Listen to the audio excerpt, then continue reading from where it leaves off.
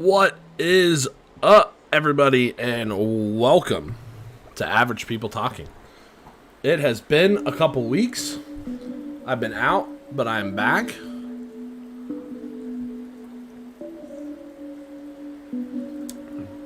Got a great new show tonight to talk about some important stuff. Let's get the music pipe down here for a second. Y'all can see my beautiful face in the cabinet I forgot to close behind me. But glad you're here. If you're watching for the first time, welcome. Recently, I have heard some complaints from friends, maybe some misunderstandings is the better way to say it. Just some confusion, I think. About the purpose of why I say things on my social media that seem to be rather critical of monogamy culture, and monogamy as a whole. Some people think I'm attacking their beliefs. That's a real problem, right? I don't want to ever do that. That's not the goal. Some people think I'm saying that they're wrong for thinking it's an admirable goal. Absolutely not the case. I don't think that at all. I don't think anybody's wrong. Some people have brought up the criticism to me that I'm trying to push polyamory or my ideas about poly relationships onto them. That's not the goal either. So I want to, at the onset of the show, make it clear what the goal is, because this is going to be a topic I talk about probably the most on the show. I think human relationships are... Look, there's a lot going on in the world, but human cooperation and good human relationships are, in my opinion, what make life worth living. They're what bring us meaning. They have the capacity to bring us the most joy and wonder, and really, this rock this rock we call Earth is full of suffering and pain. If we were on it alone, it would really not be a great place. Almost all the good things about it come from each other and what we build socially together. Our species wouldn't survive without being socially together. Hey, new follower off the bat. Love that. Thanks, Dustin Kurt. Appreciate you. It's a good friend of mine. I can tell from the name it's him. But yeah, this is a big one. I want to make it clear what my intent is. My goal is to make people have longer, healthier, better, more lasting relationships in whatever form that takes. That's the goal. And to assist me in that goal tonight, we're bringing back PowerPoint. We're going to bring back PowerPoint. It's going to be terrible, which is funny. It's always funny when I do a terrible PowerPoint, I think. Don't you guys think? If you feel me, put your hands up in the chat. But yeah, for real, I think that, you know, having this presentation to kind of explain what it is that I mean by toxic monogamous culture, what that is, what's out there, I think will justify my point to you a little bit more. And you can find out, even if monogamy is still your goal, right, how me, a poly person, can actually help you achieve your goal with some of the things that I learned about the nature of human relationships. And what the problem is when jealousy breeds controlling behaviors that actually make our relationships worse. So what are we talking about? We're talking about clearing the air on what I think about monogamy. When I say that monogamy is not real, what am I meaning? I mean that I have an intent that I want to get across. I want to teach the world something that I mean philosophically real. It's not a real thing that exists.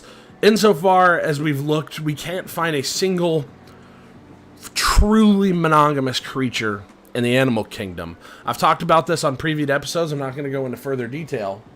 But being able to understand that fact, being able to accept that fact insofar as you're capable of it, doesn't mean that monogamy isn't worth trying, perhaps. It's a cultural construct, and it might be a good one. It might be one that's actually better for us.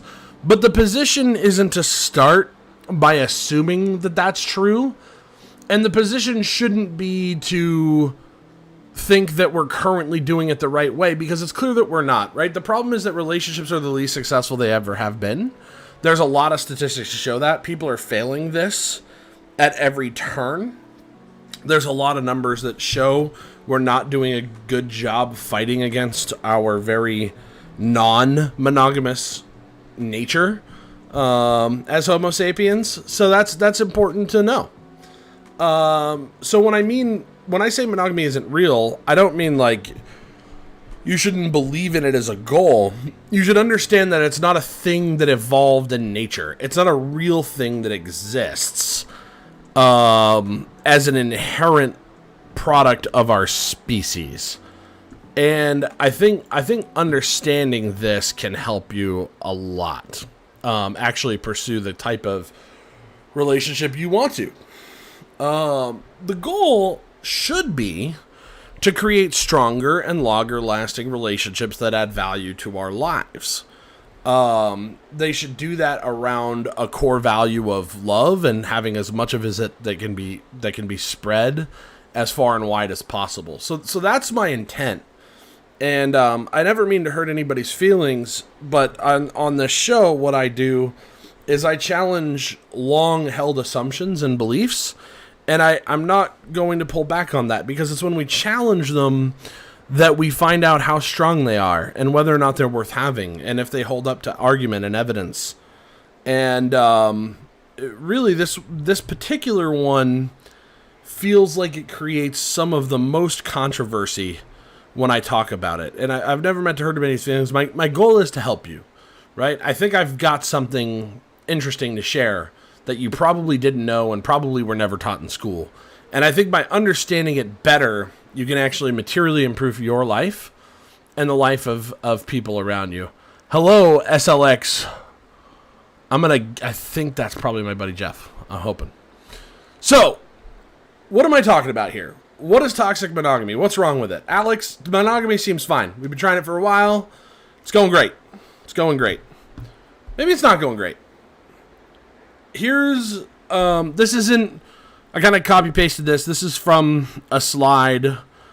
If you search toxic monogamy in Google, you'll find a meme of this that's been shared all over Reddit. It comes from a specific book. These aren't originally my words. I've paraphrased a little bit.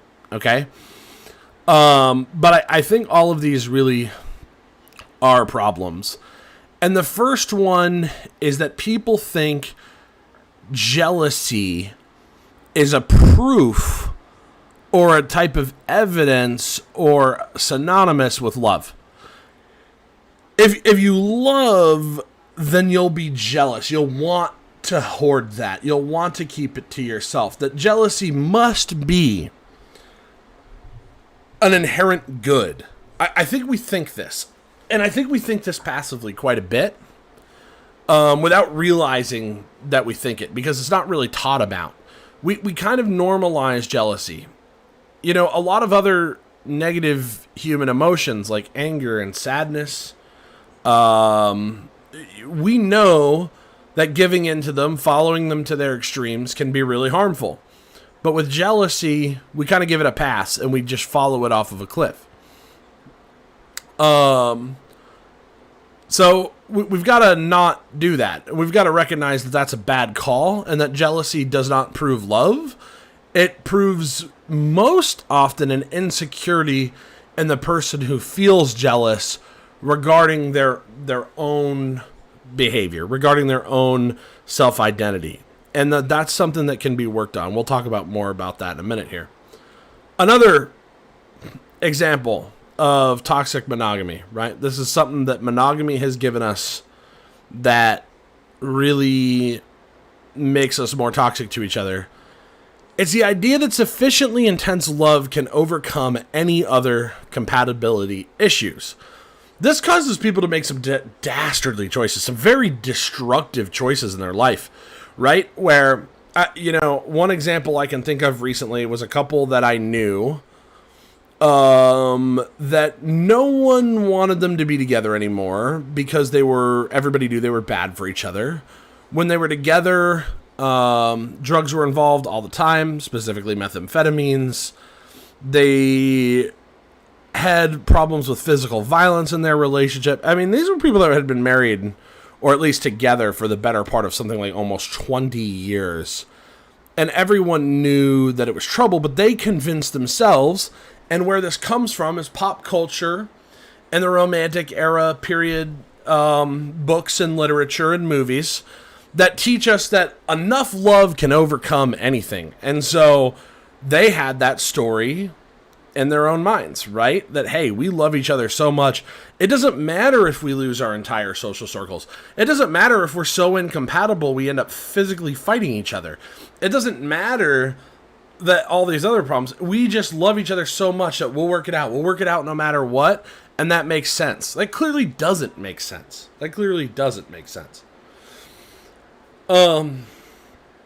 What goes on to that is when you're in a long-term relationship like that, it creates this dependency problem where you literally depend on another person for your emotional stability, your financial stability, your security, your everything.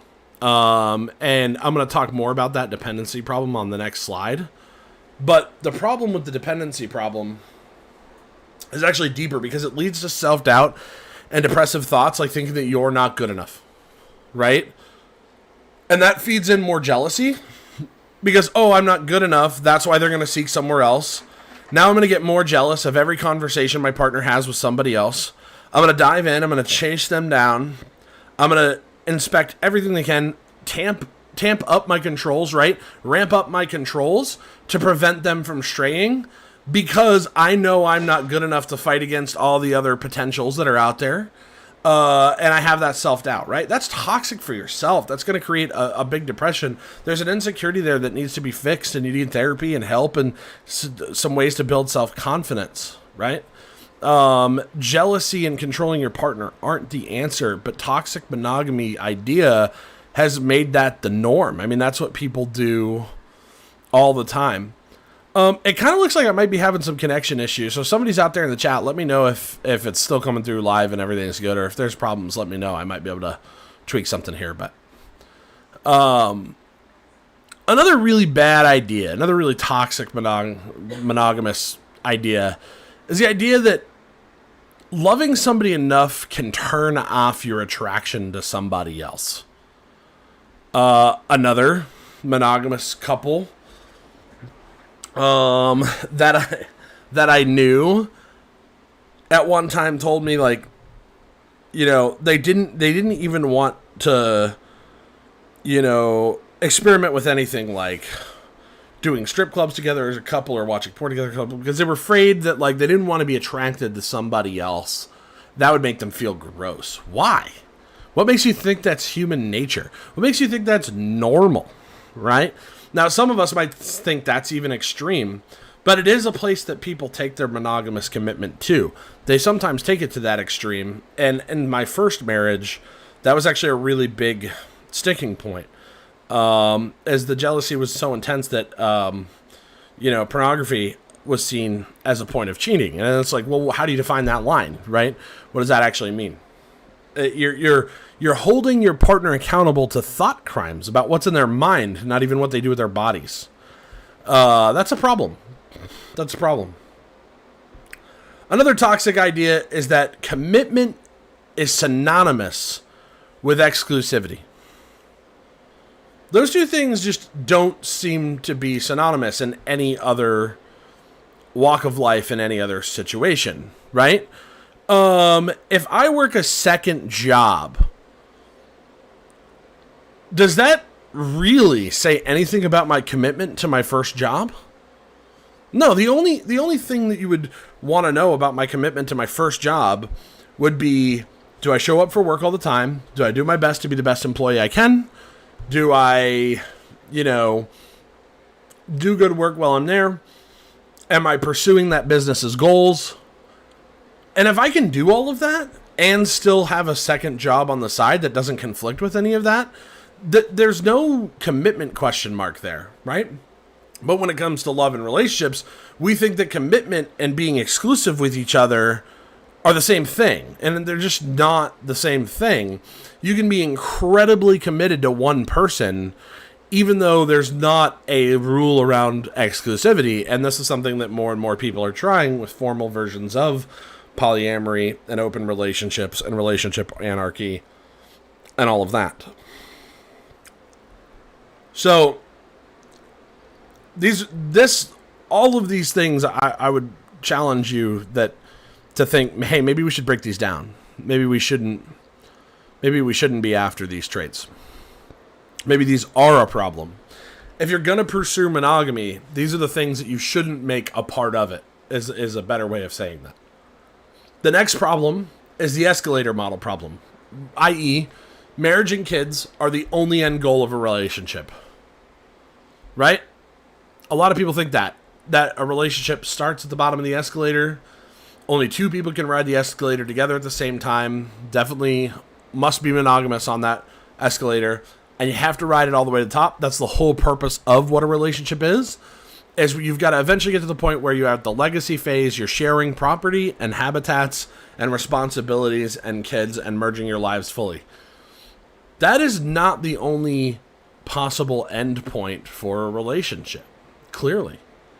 There are a lot of other potential stops along the way, maybe better stops, who knows? You know, that's something I really think people should consider is a potential problem here. Another toxic trait is the idea that your insecurities are your partner's responsibility to navigate around rather than something to work on yourself. If I'm jealous, you should change. If I'm insecure, if I have a problem, you should modify your behavior. You should let me see everything that you do all the time, have full access to your phone, allow me to go through your phone whenever you want, have absolutely no privacy, have me inspect every conversation and every behavior that you have, be fully aware of all your, like, that's the level that a lot of monogamous people have taken their relationship to. And that's a very different thing from I'm open to that because I know I'm being honest in all of my communication, and there's nothing I do on my phone that I think would jeopardize my relationship because I'm confident in my level of commitment to my partner. Do you see how that's totally different? Do you see how that's a completely different idea? You should not be making somebody else have to navigate around your insecurities. You should be secure enough that you can talk through any potential problem, any issue that you might have. You can have a confident conversation and do that. And if you're not there yet, that's okay. This isn't a criticism, right? It means that's something to work on. And maybe your partner can help you, but how can they help you if you turn that around into a hostile, controlling approach to them? You're literally at that point taking their ability away from you to actually help you with those insecurities and show you why whatever it is that you're not secure of in yourself, they've already accepted and they love you for, and that's okay. Right? That's a really, really toxic one that I think almost everybody is going through right now, because this is what people do when they're jealous. They make somebody else walk around on their tippy toes around their insecurities and change their behavior. And we've accepted that as a norm. We think it's okay. We think that's normal. It's not. It's not human nature. No one would choose to live like that in the wild. And we've got to understand that. What's the next toxic thought / trait of toxic monogamy? Thinking that value to a partner is proportional to the amount of time and energy you spent on them, and that it's also in competition to everything else that you value in your life. So if you spend 40 hours a week at work, you should be spending 40 hours a week with me, otherwise you're a workaholic. That doesn't sound like that makes any sense, right? I think we understand that that's kind of crazy. But that is how we act about everything else. It's like, oh, what are you doing in your free time? You're golfing 3 times a week? Well, hell no. Not if I only get one date night, right? We kind of put this in this zero-sum game where it's like there's a dial that somebody's turning and it better have a minimum number of hours. And if it doesn't, that means you don't value me.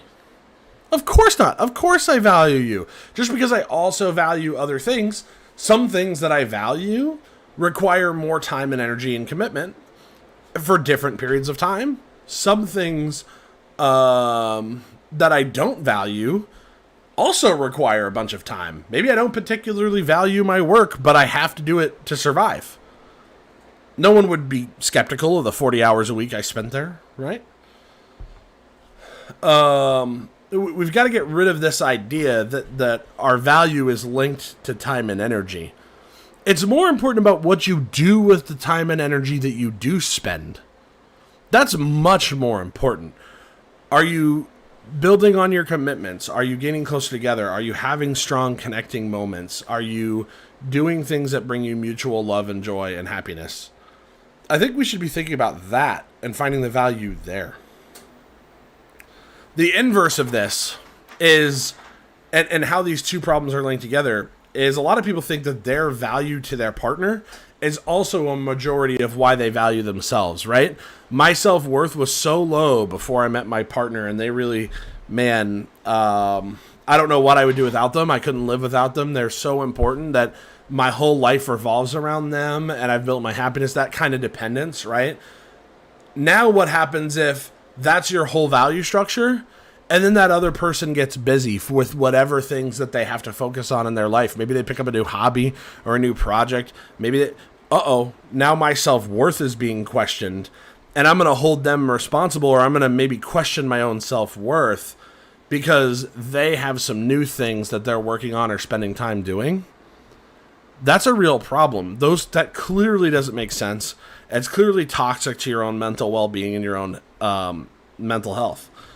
So I think we got to throw that one out. All of these things are important to understand are what I mean by toxic monogamy. Okay? Does that mean all monogamy is toxic? No. Does that mean all relationships that are attempting to be monogamous are toxic if they exhibit some of these behaviors? No, the relationship overall might not be toxic, but any place where toxicity is to be found, it's in these traits. It's in these little things. And if you can identify them and point them out and reduce them or remove them from your relationship, you're going to make your relationship better. You're going to get closer together. You're going to feel a more meaningful connection. And so I talk about a lot of ways to do that on some of my other videos on this, but I think that's important to understand. So recently, as of recently, I mean, a couple days ago, this week, I shared this Snapchat. And it's like the one thing a monogamous person could ask me that I want somebody to understand that they could learn from me as a polyamorous person.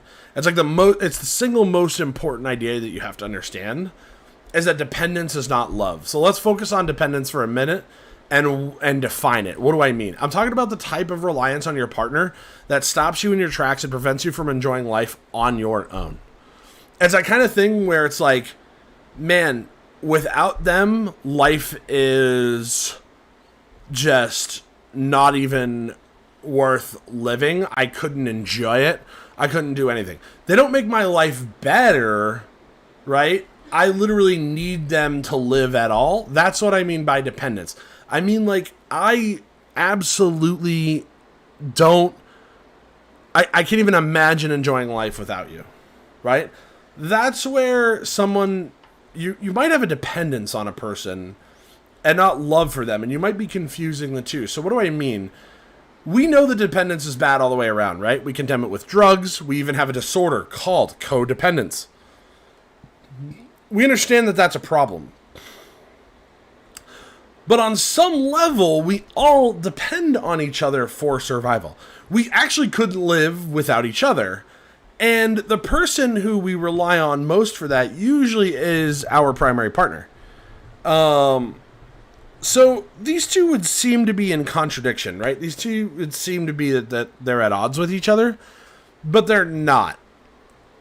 What you have to understand is that it's okay to depend on someone.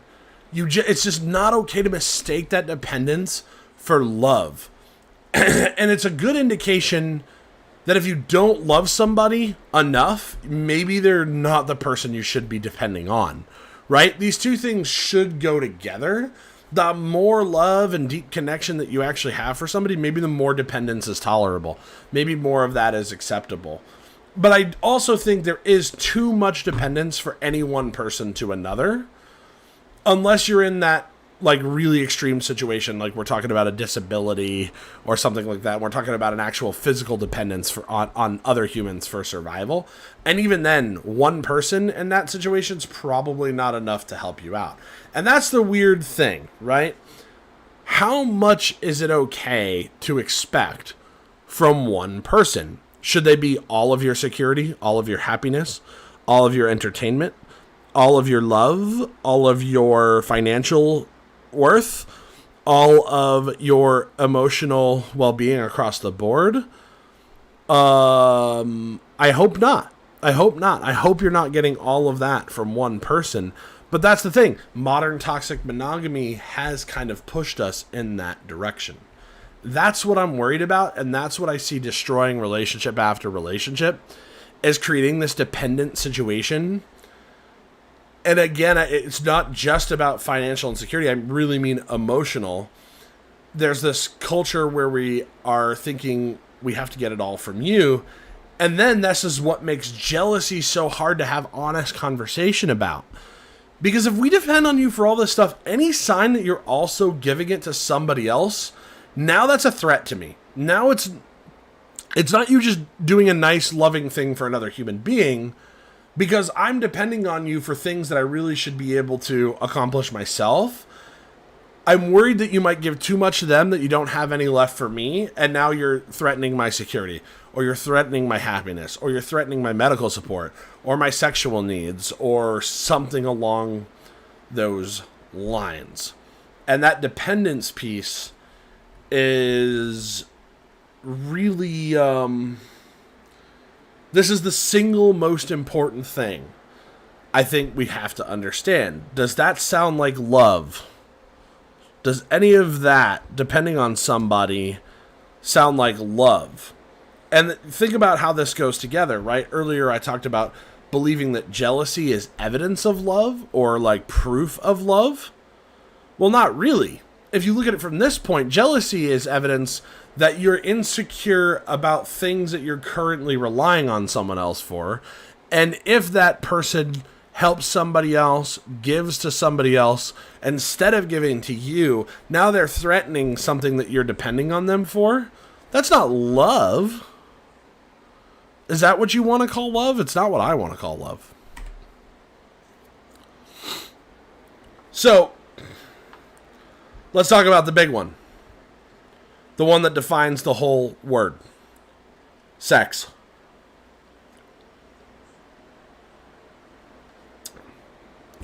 Type sex in chat if you want to talk about the sex. Anyway.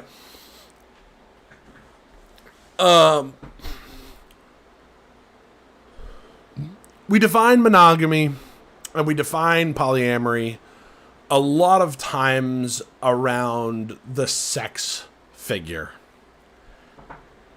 How many people are you actively having sex with? Like, that's the question that we ask ourselves. Now, if you've watched my other videos on this, you'll know that I try to expound on the definition quite a bit. I think there's a whole lot of love that has nothing to do with sex, because sex is just simply not love. It is a physical desire that we have. It's a motivation that we have from evolution to reproduce. And that's as far as it goes. So to put this in a funny example, I feel like a lot of new couples or new people that meet each other, and they have feelings, right? We have feelings, and then we take those feelings the extra step, and we have sex.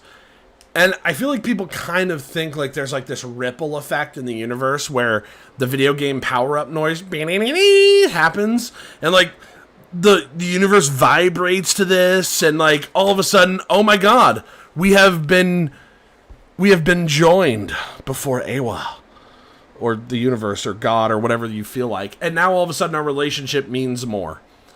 And yet, in the same breath, people will brag about a one-night stand where they were like, yeah, I never talked to them again. Oh boy, I never talked to them again. These can't both be true. Micah says, sure did. These can't both be true.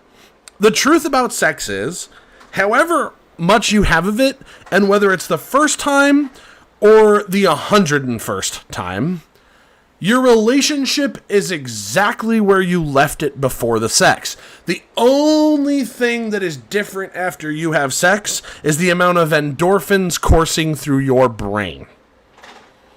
And it's a lot of them. And it's masking physical pain, and it's masking probably a lot of emotional pain. And it's masking a lot of these other things that we talked about, like your insecurities and your self-doubt and all of that that's still there.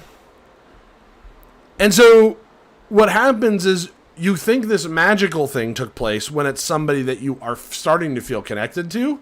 And then if that connection starts to break down, you panic, right? But the truth is, how often does it happen? Look at the figures. I have them on the screen, right? 30 to 60% of all married individuals will engage in infidelity at some point during the marriage. 33% of men, 19% of women admit when they are unfaithful to their partners. 57% of men and 54% of women admit to committing infidelity in a previous relationship. So at minimum, more than half say, well, I certainly did it before. Good indication we might do it again. Good indication it might be human nature, right? 22% of married men and 14% of married women have strayed at least once during their married lives. That figure is clearly not representative of all relationships. That's just in marriages, let alone relationships. And how many people have marriage-like relationships now, where they live with their partner, share responsibilities with their partner, etc., right? We're taking on a lot of risk if we think we can actually accomplish this goal. And if you do, great. I'm not coming down on you. It's not my point. You should know the numbers you're up against. How good do you have to be to prove that you can do this? Well, I would say the number is you've got to be in the top 25% of successful people at not boning somebody else. Because 75% of men, roughly, and 68% of women say they would have an affair if they knew they would never get caught. Y'all want to know what's getting a lot easier these days? Not getting caught. Half of our world is anonymous. Ashley Madison was like 10 years ago. We've only gotten better at hiding since. So it's easier to put human nature out in the open, have open, honest discussions. If you want to be monogamous, why don't you address the boundaries, put them out on the open, put your behaviors in the open, and do that out of confidence to your partner. And if you think you might fuck up, if you think you might fail, admit it. Have a conversation and talk about it. It doesn't have to be the end of your relationship because of one bad. It doesn't mean anything. It's not like the video game noise. Your relationship is exactly where it was left before the sex started. By the way, that's true for whoever the sex was with. If we can understand that intuitively, right? That sex itself does not materially change our relationship in any way. It's just a thing that we do that makes us feel good, and that the relationship is separate from it. If we can get to that point, if we can accept that, doesn't that mean any sex with another person would also still leave your relationship in exactly the same place it was before you had sex with that other person? It says something different about their relationship over there. And by me bringing that up, you'll now start to understand the beginning of the positive case for something called relationship anarchy, or my version of it, the sweet spot model, which you can check out in my other video. But it's just something to think about. Now, here's the other thing. 60% of affairs start with close friends or coworkers. Close coworkers.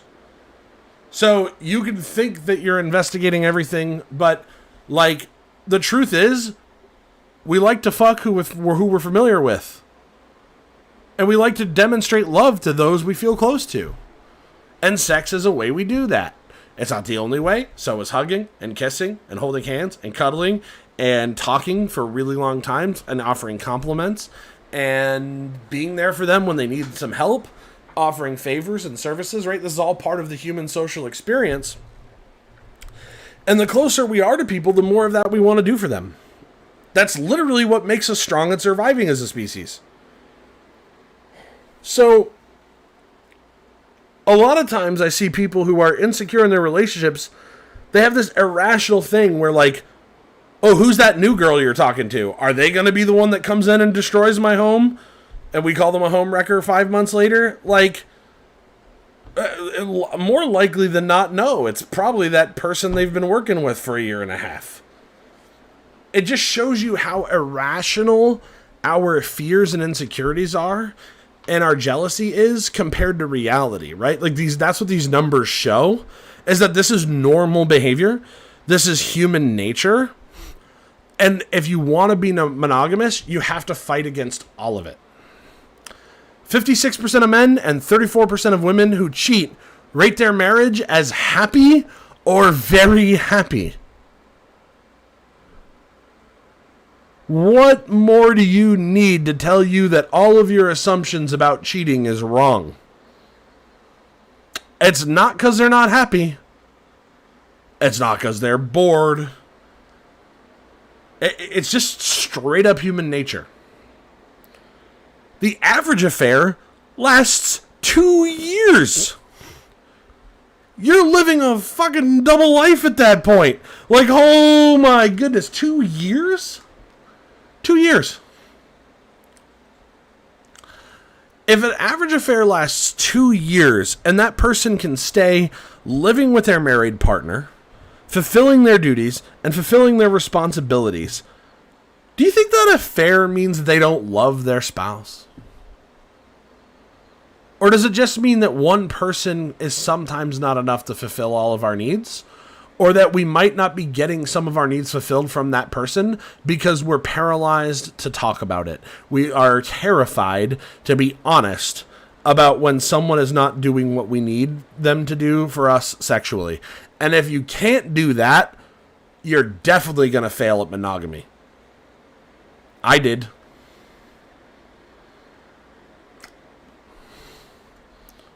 Let's move on. As we demonstrated, all of these beliefs about why people cheat, ironically, this graphic is from the same website. Lack of sexual satisfaction in their primary relationship. That might be what they say it is. It's not a real reason. Desire for additional sexual encounters. Probably the only honest answer on this list.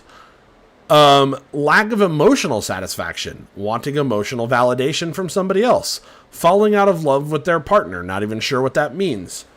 They want to seek revenge? Do we really think that's true? Do we really think that many human beings are just revenge-filled people? Come on. Curious and want new experiences. Absolutely, that's it for most people. Most people, it's a curious desire. It feels good when we have new people that can expand our social circle. It's just human nature to be as social as we can be, to grow our social circles as wide as possible.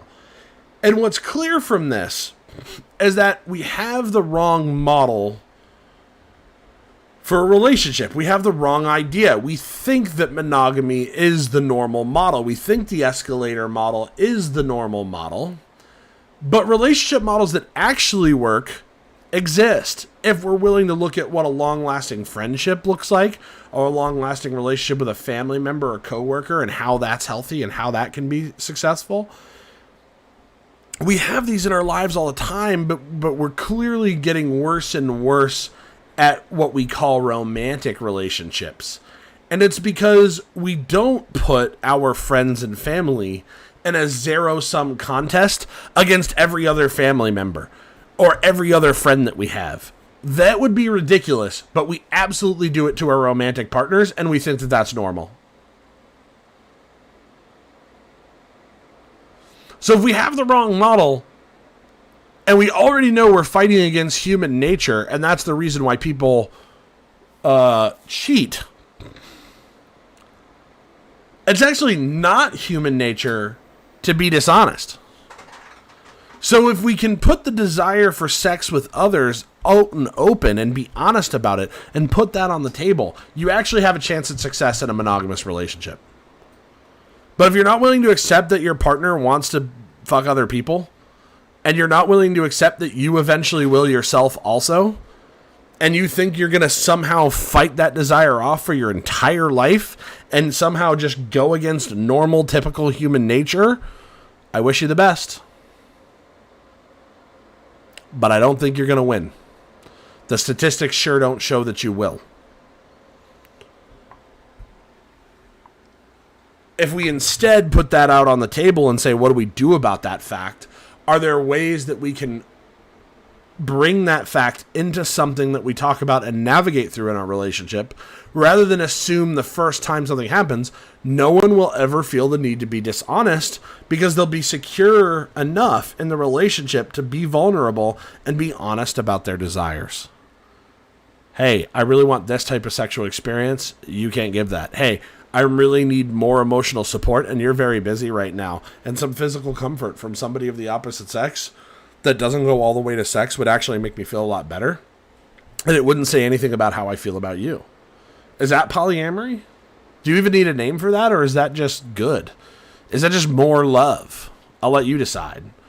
I think finding more love in our lives, however we can get it, is a good thing in this world where we do everything we can to isolate ourselves, use social media to hide behind our phones, not ever meet up in person, not ever have human-to-human tactile contact. Maybe doing more of that and not cutting off an entire half of the population due to sexual insecurity or jealousy might be a good thing.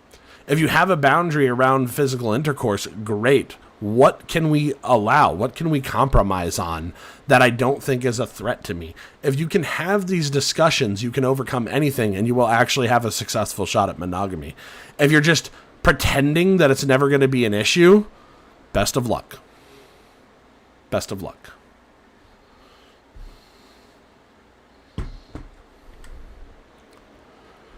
So there's a book called Sex at Dawn, The Prehistoric Origins of Modern Sexuality.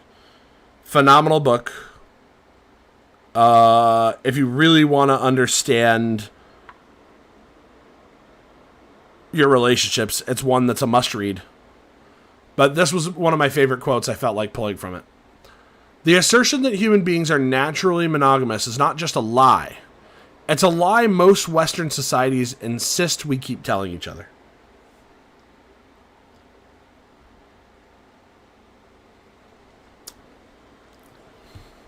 If you think I'm just saying these things, if you don't think there are books written by PhD scientists to back up my claims, I don't bring anything to this show and speak this confidently about it unless I'm really sure I'm telling the truth. I looked into a lot of this. Now, it could be, of course, like any other science, maybe we find out down the road we're actually wrong about this, right? But you'd have to be wrong about so much. I talked about this in the first video, which was titled The Case for a More Open Relationship. And I talked about that, how much it's very clear the origins of monogamy are purely cultural. And understanding that it's a form of culture, understanding that most of that culture came out of sexual repression for women. There has been a war that has gone on longer than any other war, longer than any war on drugs or terror or any of that. And it is the war on women's sexuality. It's the reason why female genital mutilation still exists today in fundamentalist Muslim countries. It's the reason why women's sexuality and most modern monotheistic religion is treated as, you know, a problem to be curbed, to be controlled by a man. This type of patriarchal view over women's sexuality has been going on since really Western culture began to take shape in ancient Greece. And this fear of women's sexuality comes from men's insecurity and jealousy. And what's kind of fascinating to me is the modern woman really sees monogamy as a protection for herself often, right? A way to protect themselves from losing a good man. And it's like, man, the psychology on that has been reversed. The whole reason why monogamy existed was so that men could guarantee that their offspring, that it was their offspring they were caring for, and that they didn't waste resources on other people's kids or give stuff to some other dude's kids, you know? It's really, really bizarre to me.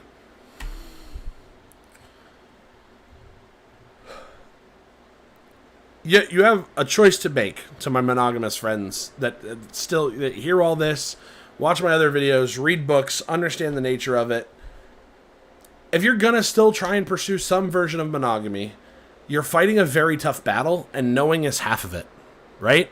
I can't stress this point enough.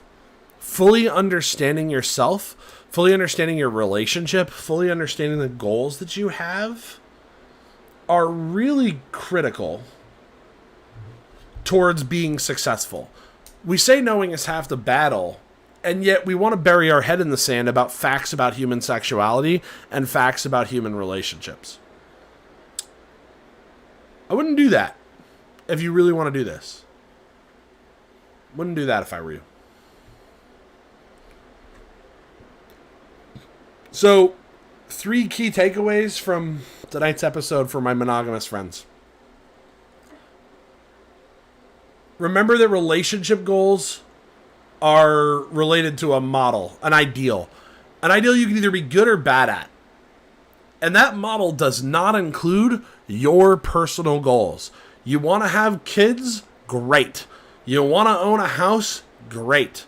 You want to have your own slice of the American dream, whatever? Great. You don't have to make that part of your relationship if you don't want to. The relationship goals that you should have should be specific to that relationship and have nothing to do with property and any other thing that you would want for yourself. And you might think, okay, that sounds counterintuitive, Alex. 2 people that want to have a kid, that kid is like their kid together, right? But really, if you think about it, raising children is a solo project that you get help with from other people. Sure, the person you're probably going to get the most help from is the spouse and the mother or the father, right? The person who helped create that child. But is this the only way? We've seen a ton of evidence to think that it's not. That's one model. That's one way to do it. That's certainly the way we do it in most of Western culture. But we've seen other cultures, which you can check out, where they don't have a monogamy principle because they weren't ever infected, I'm going to say, by Western culture. And every man who sleeps with a woman while she's pregnant takes part in fathering that child. Takes part in that. And children become a much more village together project that everyone's doing together and everyone's throwing in a helping hand. So why not that model? That might be your goal. Your goal might be to raise kids. That's great. That's your goal. And it's got nothing to do with your relationship. And every time you confuse the two and think that relationship goals and your personal goals mix, you're damaging yourself. You're damaging your relationship. Another thing to remember is that monogamy, we invented, it's cultural. It's been part of a very long-term war on female sexuality. Women who now use it to protect themselves are doing so because men originally wanted them to themselves. We reversed the psychology here. We can unreverse it, and we can let women be the amazing, incredible sex objects they want to be for themselves, or not at all if that's what they want, and they don't have to answer to fucking anybody else for it. We can also need to remember that we live in a post-evolution, revolutionary time. We can change however we want to, but we were always going to have to do so overcoming our evolved behaviors and impulses that were only designed to get us to about age 30.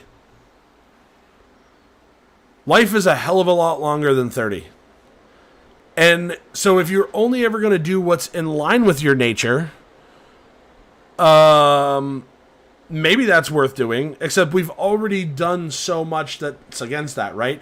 We have so much technology and culture and things where we actually fight against our nature because we know that sometimes our nature is actually not very good. Sometimes human nature is really, really ugly. And obviously the elephant in the room and the thing I wasn't talking about tonight, because I kind of put this on the back burner for a week. We'll probably talk about it next week after we see more. I think we're seeing how bad human nature can be unfolding in Russia and Ukraine right now, right? But at the same point, you have to understand that we're constantly working to overcome these evolved behaviors and impulses because they're not always great. Sometimes they're really bad. I hope you've enjoyed this episode tonight. If you did, please tell some friends. If you think somebody will benefit, we stream on YouTube, Twitch, and Facebook every single Sunday at 7 p.m. And I do so right here from my studio, aka kitchen. And we talk about all kinds of interesting things. I have guests a lot. If you want to be a guest, the best place to ask me about getting booked is head over to the Discord page. My link tree is in the About page on all of those websites. So if you just click on About, you'll find it. It has all my media. Discord's in there. We can find out about booking you as a guest. And I really appreciate you all coming and your support and listening to me talk about my ideas. So thanks again. Have a great night. Stay safe. And try to have the best relationship you can have. Love y'all.